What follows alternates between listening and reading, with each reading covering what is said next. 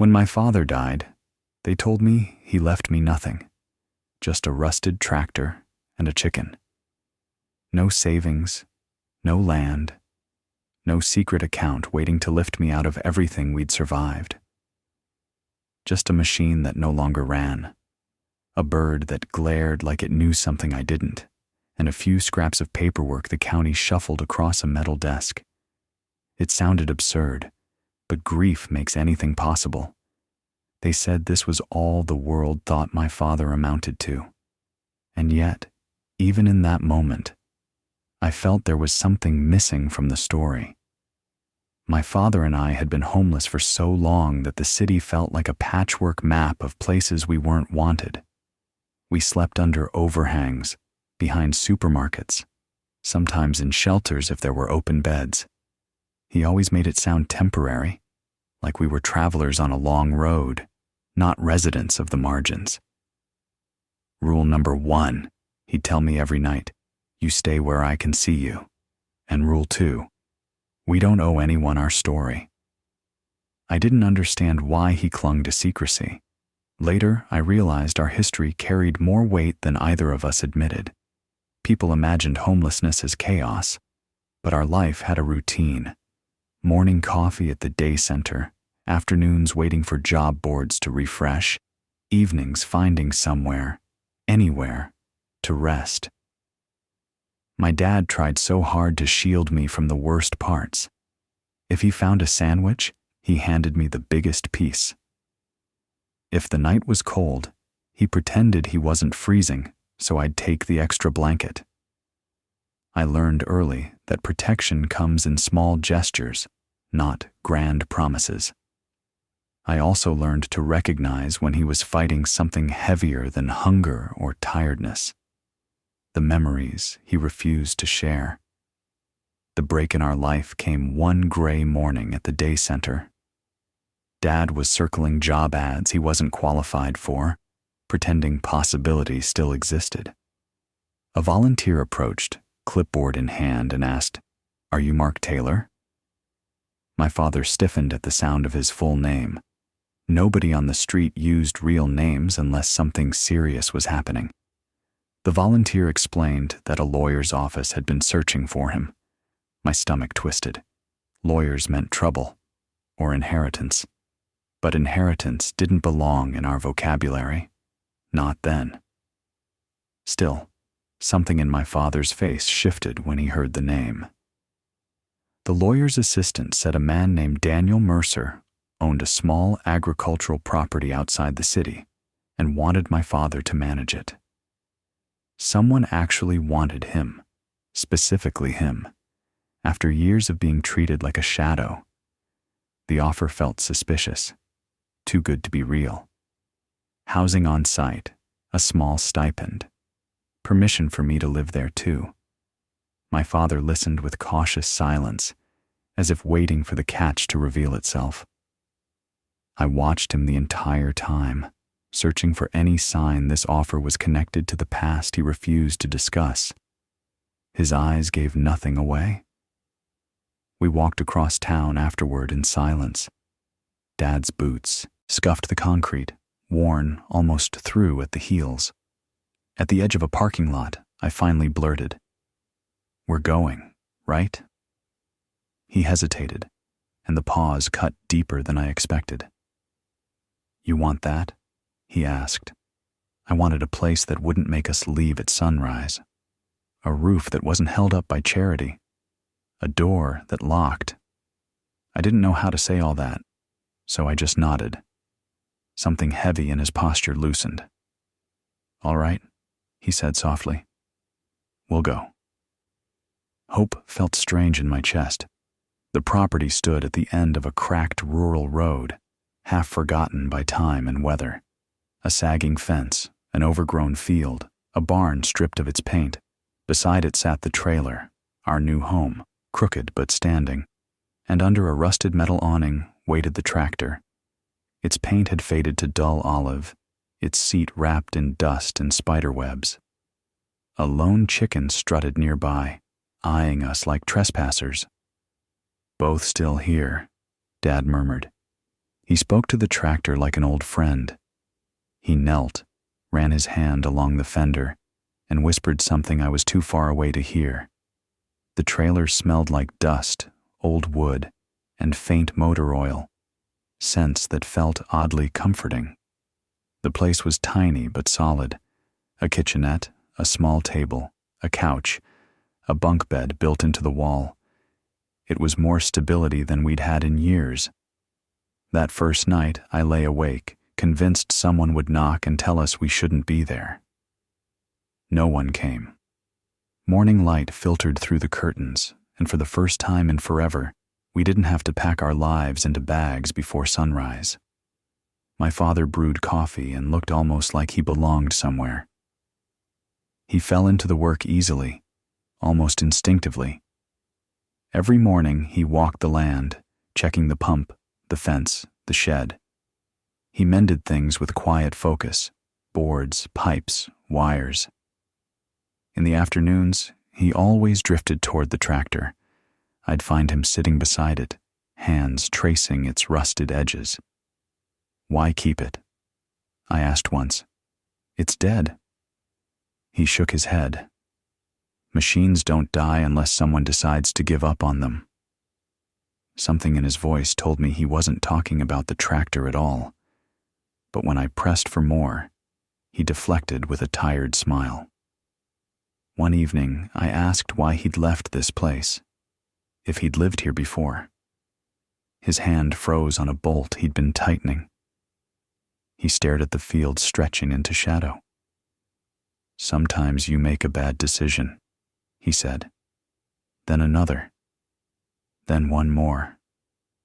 And suddenly you're too far from who you were to walk back." It wasn't the answer I wanted, but it was the closest he'd come to explaining anything. The silence afterward felt like standing on a fault line. I sensed there was so much more beneath the surface: regret, loss, secrets. But he wasn't ready to lift them. 3 months passed. We weren't wealthy, but we were no longer desperate. My father seemed healthier than he had in years, more grounded, more present. Then, without warning, everything changed. I heard a crash from the kitchen and found him on the floor, his face pale, his breaths sharp and uneven. Panic swallowed me whole. I called emergency services with shaking hands, trying to keep my voice steady while the world blurred. The ambulance sirens roared through the stillness of the fields. They loaded him in, and I followed, gripping the strap of his duffel bag like a lifeline. The hospital was cold and bright. Machines beeped, nurses moved briskly, and my father lay behind a half-closed curtain. The doctor said words like cardiac event, damage, critical. I heard them, but couldn't absorb their meaning.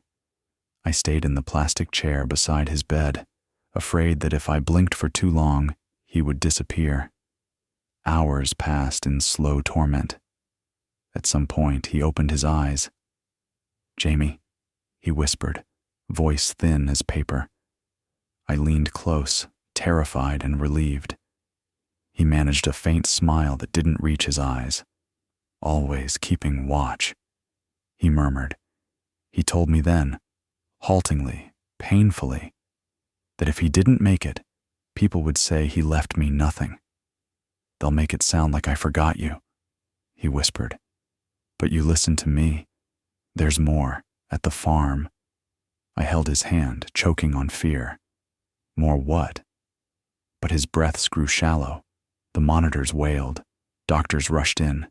They pushed me back as the curtain swung closed. I stood in the hallway, numb, staring at my hands, hoping they'd still feel like they belonged to someone.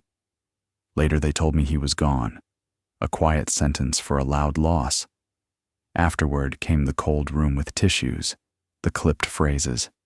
"We did everything we could." I sat frozen, unable to speak, unable to cry. A county worker took me to an office and flipped through a file as if he were reading about someone who'd never existed.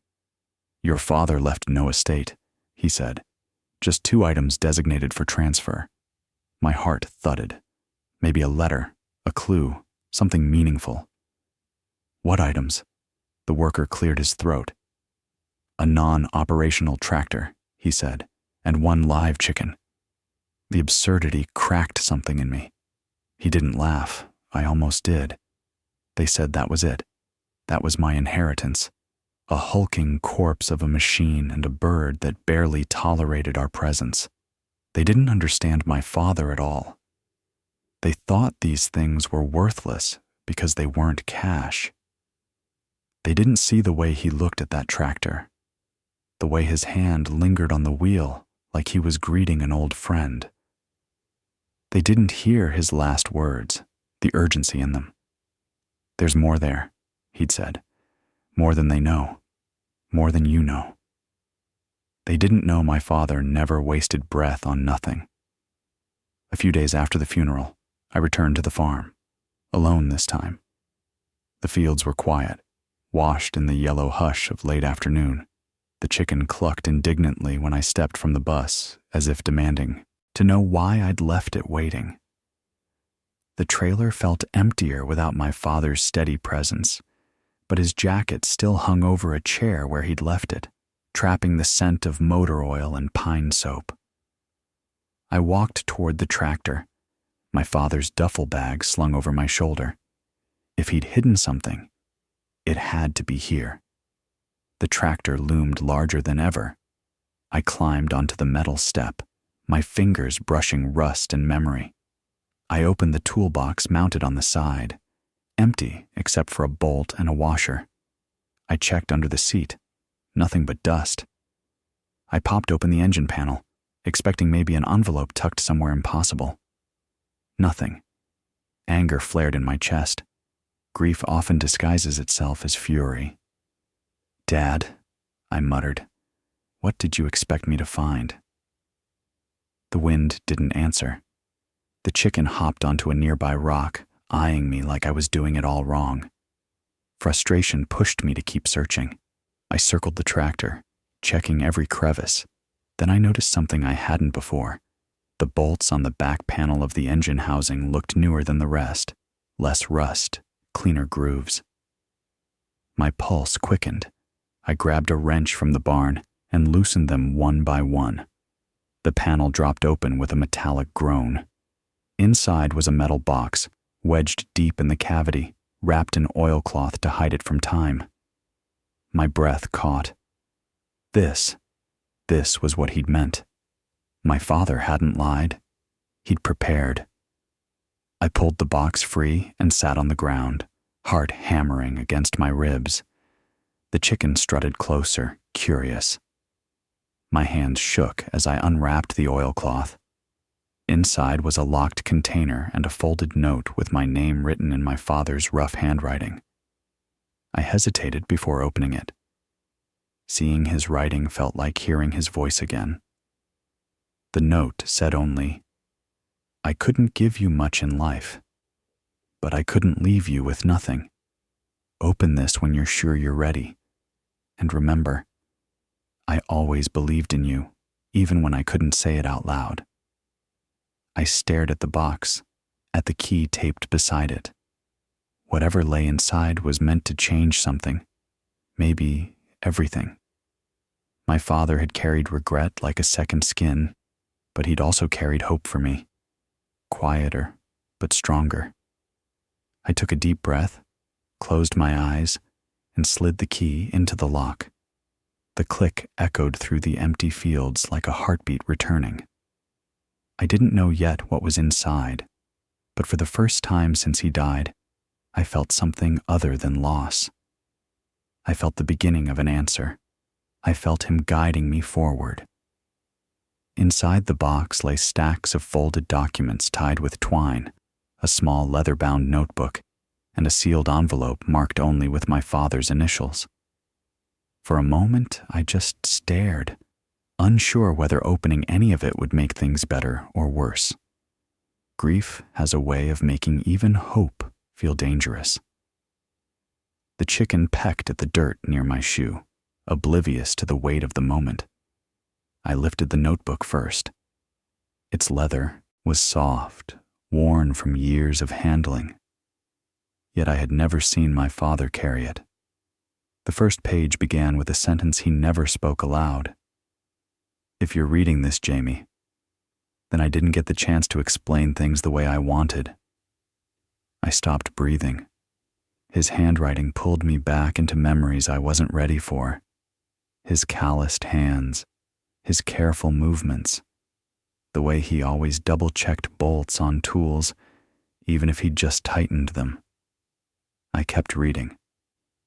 "There are things about my life before the streets I never told you, not because you didn't deserve the truth, but because I wasn't proud of who I became." My chest tightened. I leaned against the tractor wheel, letting his words settle into me like stones. He wrote about the farm, about how he had once lived here with my mother when things were simpler. They weren't rich, but they had enough. He fixed machinery. She taught at the small school in town. Then something happened. He didn't write what, only that it involved a mistake he couldn't undo. "I left to protect you both," he wrote, "but by the time I came back it was too late. The life we had was gone." I felt the air shift around me. My father had lived whole chapters I never got to know. Whole versions of himself he buried to keep me safe. I turned to the documents next.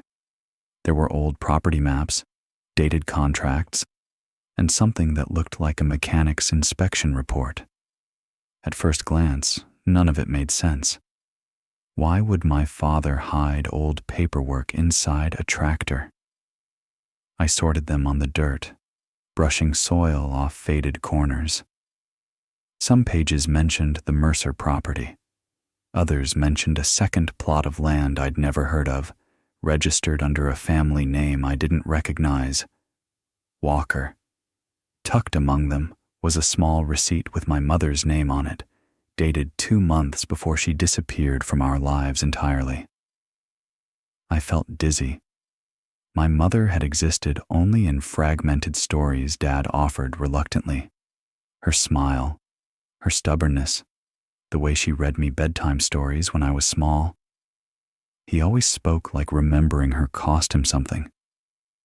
Now her name stared up from a piece of yellowing paper, as real as the dirt under my fingers. The receipt was for storage rental, Unit 14B, North Mill Depot. A monthly fee, paid in cash. The payment stopped the same month my father and I ended up on the streets. I stared at the paper, wondering what it meant and why he'd never mentioned it. The sealed envelope felt heavier than paper should. My father's initials were written with a shaky hand, like he fought himself while signing it. I opened it carefully. Inside was a single page. "The answers aren't all here," it said. "Some of them are in that storage unit. Some are buried deeper. But you deserve to know the truth. You deserve to know where you came from, and what I couldn't protect you from." The words blurred. I blinked hard. He had carried all this alone for years, letting it rot inside him while I stood next to him unaware. The chicken hopped into my lap, startling me, as if reminding me I wasn't alone. Absurdly, the weight of the small bird grounded me. I breathed deeply, forcing my mind to steady. There was more inside the box, a key on a blue tag labeled 14B, the storage unit. My pulse quickened. My father had never believed in coincidences. If the key was here, it meant he wanted me to find what he hid, wanted me to see truths he couldn't say aloud. I stuffed the notebook, envelope, and documents back into the duffel, then carried the metal box into the trailer. Night settled earlier in the countryside. Shadows melted together until the world felt smaller, quieter, almost intimate.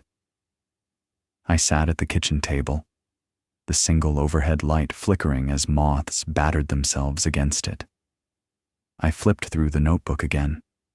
He wrote about people I didn't know, Old friends, co-workers, someone named Mercer who'd trusted him once, and someone else, circled in ink, Tom Walker, the same name from the documents. In the margin, he'd written, "He's the one who started everything."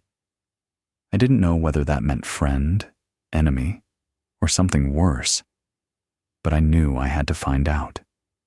Sleep refused to come. Every time I closed my eyes, memories flickered. Dad laughing at his own awful coffee, Dad tightening my shoelaces, Dad shielding me from cold winds with his jacket, and now Dad, gone, leaving behind pieces of a life he'd spent years hiding. I finally gave up and sat outside on the stoop. The field stretched out under a thin moon, silver and still. The chickens settled under the trailer, feathers rustling softly. My father's absence hung in the air like fog, heavy, inescapable. But alongside the ache was something new, the pull of unfinished business. The next morning, I packed the documents, the notebook, and the storage key into the duffel. The bus to North Mill Depot took 2 hours. I sat near the back, the diesel vibrations humming through my bones. The depot was ugly. Concrete rows of identical doors, each hiding someone's forgotten life. Unit 14B sat near the far corner. The padlock was old but intact. My hands trembled as I slid the key in. For a moment I hesitated, afraid of what waited behind the door. Then I remembered my father's last words. "When you're ready." I wasn't ready, but I turned the key anyway. The door screeched upward. A cold, dusty smell washed out. Inside were stacks of boxes, plastic bins, and an old trunk with cracked leather corners. Nothing looked valuable, but value wasn't why I was here. I stepped inside and closed the door behind me, shutting out the world. The first box held children's clothes, tiny shirts and socks folded neatly, a pair of my old sneakers, a faded stuffed bear I'd forgotten existed. My breath hitched. My father had kept everything from before the streets. These weren't just belongings. They were proof we'd once had a home, a real home. The next bin contained photographs, dozens of them. Some were of me as a toddler, others of my parents together. My mother had bright, kind eyes. She held me like she'd invented love. My father stood beside her in many shots, younger, happier, unburdened. I pressed one photo to my chest. I had so few memories of her that these pictures felt like stolen treasures. But then I found a photo that made my stomach drop. My mother standing beside the barn on this property, but next to her was a man who wasn't my father. On the back, Tom W. My pulse roared in my ears. Who was he? Why was my mother smiling at him like she knew him well? I dug through the photos, searching for more clues. Another picture showed him and my father shaking hands, but their smiles looked strained. A note attached read, "Equipment deal. Be careful." A third picture showed my mother alone, expression worried, standing beside the tractor when it still looked new. The edges of the photo were creased from being held often, all pieces of a puzzle I didn't understand. Whatever happened here involved more than one secret. At the bottom of the trunk lay a folder labeled Incident Reports. Inside were maintenance logs, accident summaries, and a handwritten letter from my father to someone named Mercer. My hands shook as I read. The letter described a machinery failure, a brake line intentionally cut, my father catching it before someone got hurt. "I don't trust Walker," he'd written, "and I fear he's involving others. If anything happens to me, look into his books." Cold washed through me. My father had been protecting something, or someone, long before we ended up on the streets. and someone named Walker was at the center. A soft knock rattled the storage unit door. I jumped, slamming the folder shut. My mind raced through every worst-case scenario, Walker's people, whoever they were, finding me. I pressed my back to the wall, heart hammering. The knock came again. "Hello?" a voice called. "Anyone in there?" It wasn't threatening, just confused. I cracked the door open. An elderly man squinted at me. "You okay, kid? You've been in there a while. Thought maybe you passed out." Relief flooded me so fast my knees went weak. "Just going through things," I managed. He nodded kindly. "Be careful. Those memories bite." I closed the door again and gathered everything into the duffel. I had enough pieces to know this wasn't just about a tractor or nostalgia. My father had stumbled onto something dangerous. Something involving this farm, this man Walker, and my mother. Maybe her disappearance wasn't the accident Dad always implied.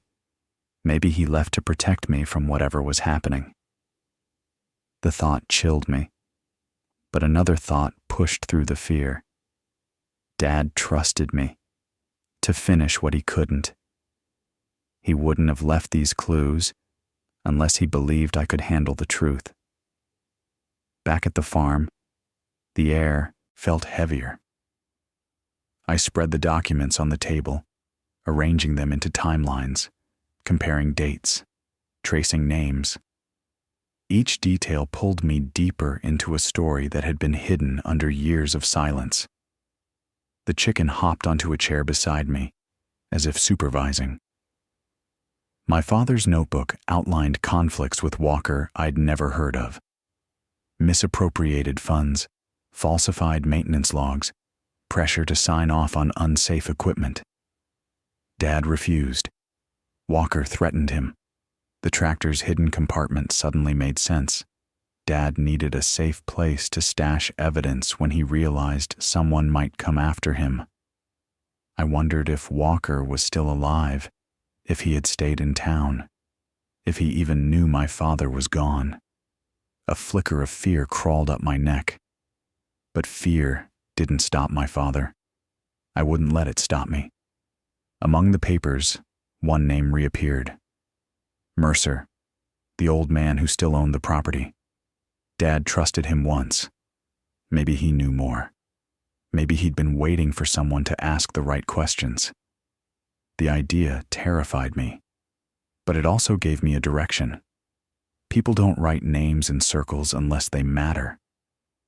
The next morning, I found the address of Mercer's care facility. It was across town, a long bus ride and a longer walk. I stood outside the building for minutes before forcing myself through the doors. A nurse guided me to a small room where an elderly man sat in a recliner, oxygen cannula tucked under his nose. His eyes lifted when I entered. "You're Mark's boy," he rasped. I nodded, throat tight. "I need to ask you about the farm," I said. His gaze sharpened with something like fear or regret. "Then you've opened the box," he whispered. I sat across from him, clutching my father's notebook. "He didn't tell me everything," I said, "but I think he wanted me to know." Mercer closed his eyes for a long moment. "Your father tried to stop something," he murmured, "but he couldn't do it alone. Walker. He ruined more lives than you can imagine." He opened his eyes, meeting mine with a gravity that made the room feel smaller. "If you're going to follow your father's trail, you need to be careful. Secrets buried on that land don't stay quiet forever." My pulse thudded. The real story was only beginning. Mercer's warning hung in the air long after he stopped speaking. The old man's breathing rattled softly, each inhale sounding like it carried decades of regret. "Your father wasn't supposed to carry that burden alone," he whispered, "but he insisted. Said it was the only way to keep you safe." I swallowed hard. Safe from what? Mercer's gaze drifted toward the window, where light filtered through thin curtains. From Walker, and from the men he answered to. That name again. Walker. Always circling the edges of my father's past, like a shadow refusing to step fully into view.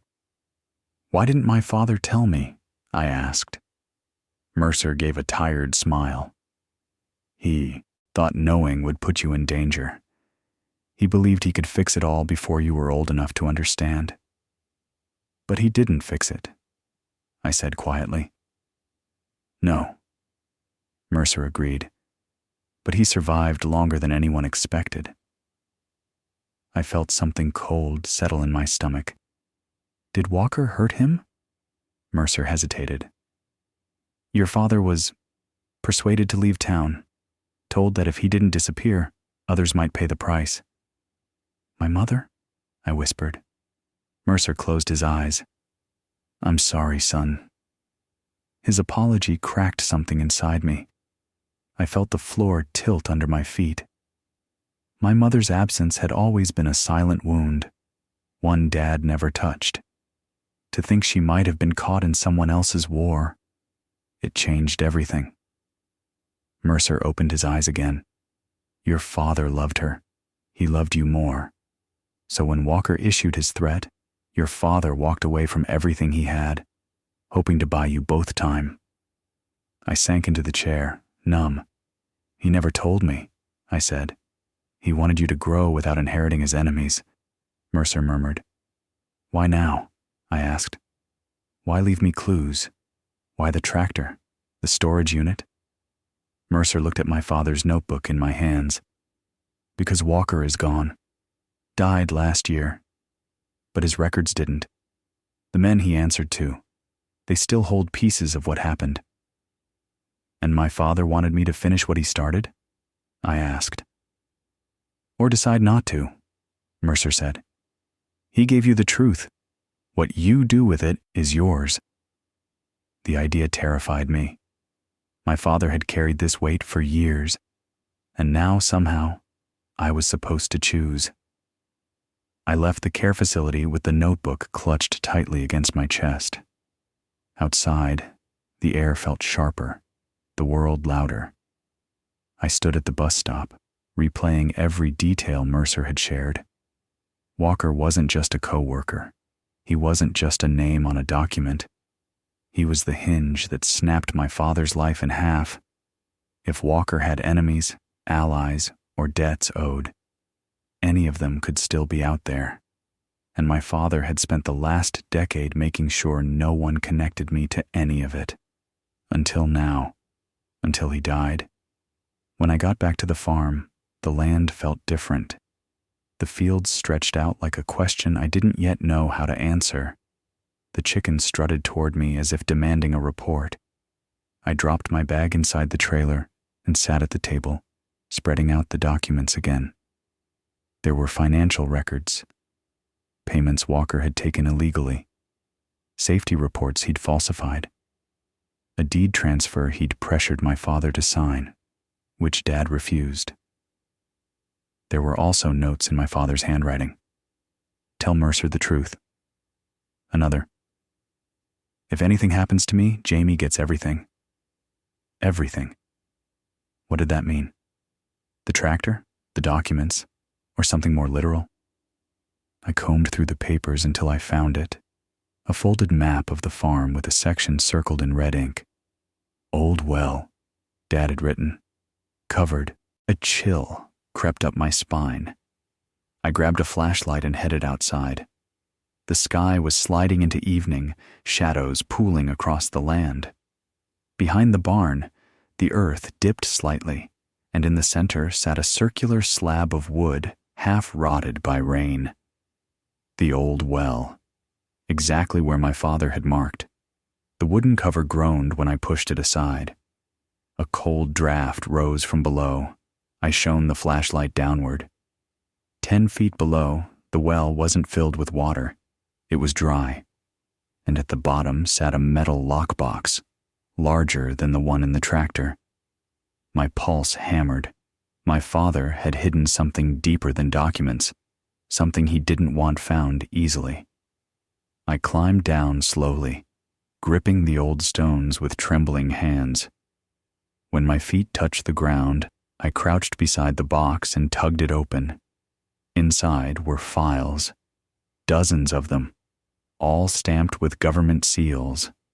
These weren't simple farm documents.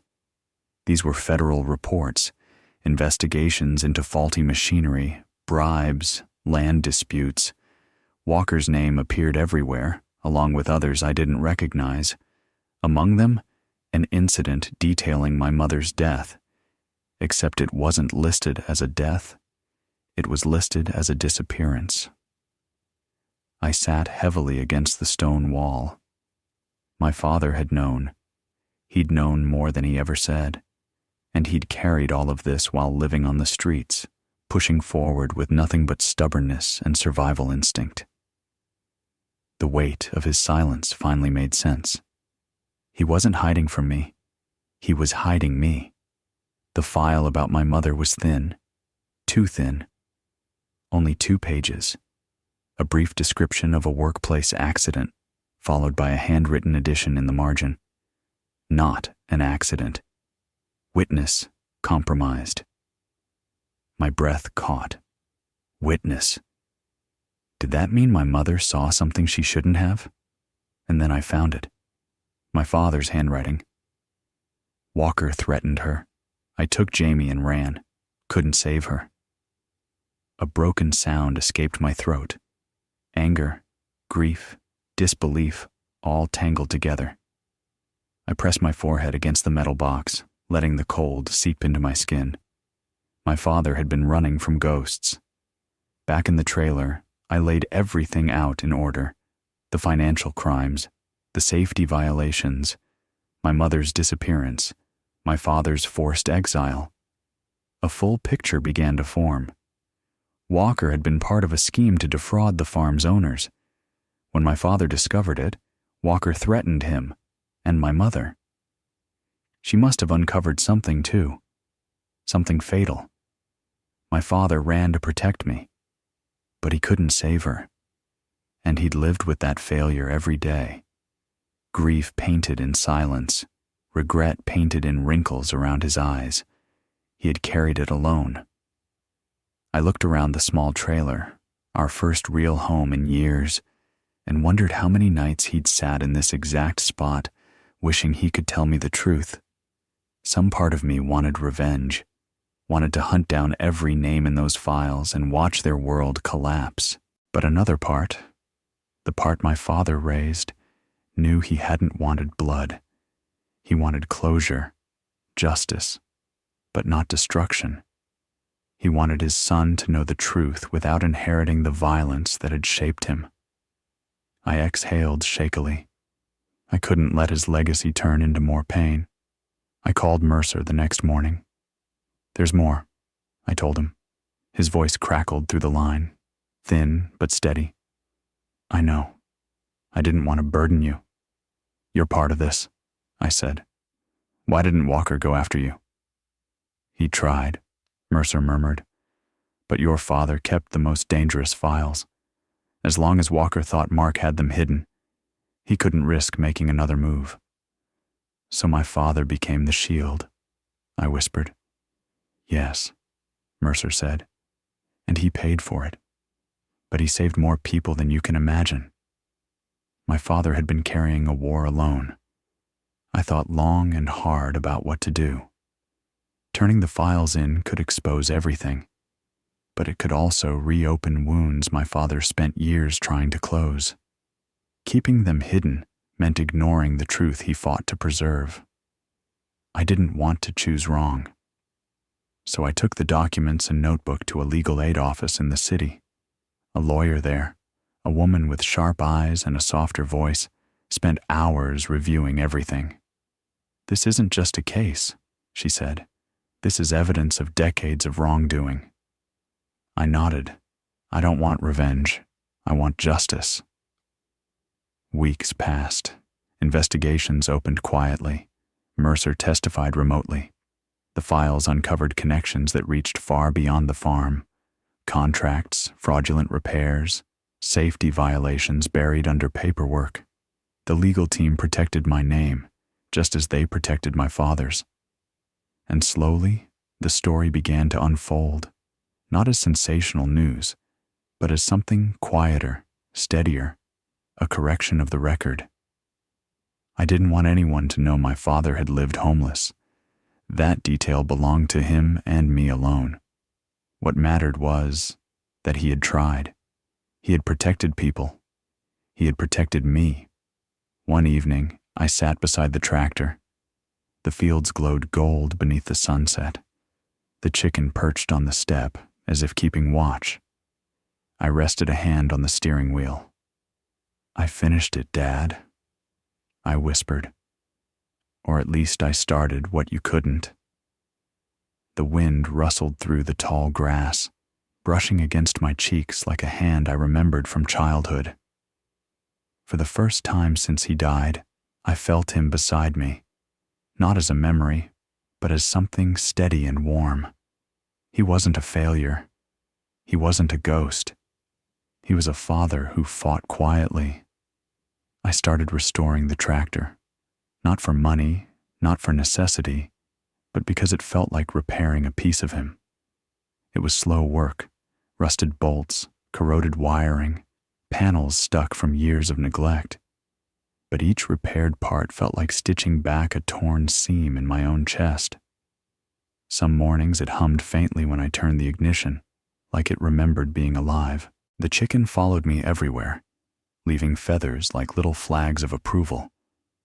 The land began to feel less like a battlefield and more like a home my father had intended for me.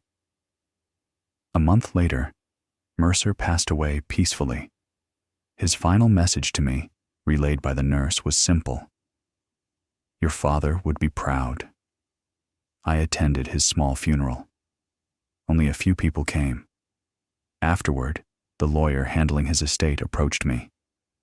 Mr. Mercer left instructions, she said. My heart sank. He requested that the property be transferred into your name, she finished. I froze. My father wanted that, I whispered. Yes, she said softly. And Mercer wanted to honor him. For a moment, all I could do was stand there, breathing through the weight of it. Owning the farm didn't feel like triumph. It felt like responsibility, one my father had been forced to abandon, one I could finally reclaim. I moved fully into the trailer and began cleaning the barn, repairing fences, planting small patches of vegetables. People from town began stopping by, a neighbor offering extra tools, a feed store clerk donating chicken grain.